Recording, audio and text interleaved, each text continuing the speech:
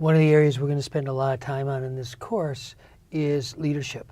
And leadership is at one level a very common idea. Everybody talks about leadership. But in fact, I don't think they talk about it very usefully. And the key thing for our purposes here is to really regard each of us as a leader. As a leader, how do I grow and develop as a leader? All that leaders are ultimately doing is helping bring about change.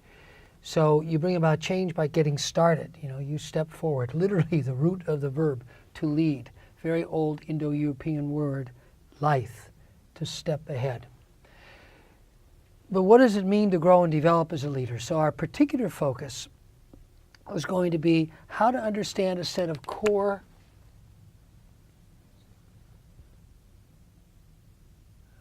leadership capacities that are equally relevant for principals, for teachers, actually for students, for anybody who seeks to be a positive agent in bringing about change. And for many years, we've used this little image of a three-legged stool to kind of emphasize three broad areas and the fact that they're interconnected. The first has to do with fostering aspiration. What are we doing? What are we trying to accomplish? A lot of change efforts are narrowly focused on fixing a problem. Of course, there's a lot of problems, and oftentimes that motivates us to get started with some significant change. But the real question is, okay, great, so we've got this problem. Now, what do we want? And the absence of the problem is not actually a good answer. It's like saying, I want my back to not hurt. Okay, fine. But how do you want to feel? What's that sense of kind of aliveness or vitality or mobility or flexibility that you really want? So shifting from just seeing problems to actually articulating visions and really having an orientation that's truly aspirational is the first function of leadership. The second has to do with how we talk with each other.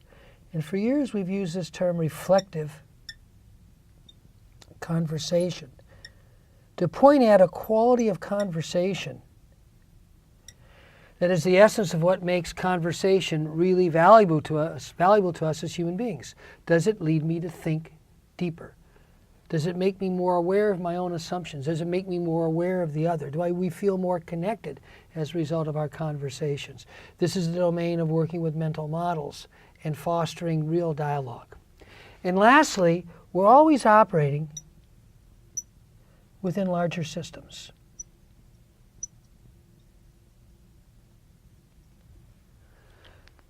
A teacher who really innovates tends to see their classroom as a system, not just as a teacher and a bunch of students, but a living system, and asks questions like, how do I really engage the students at a deeper level? How come they're not even teaching each other rather than just sitting there with me as the source of everything?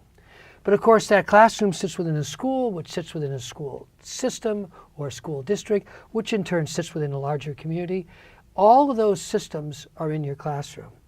Your children do not live in this school. Unless it's a residential school, they live where they live. They bring the reality of their life, of their community, of their families into that classroom, whether you see it or not.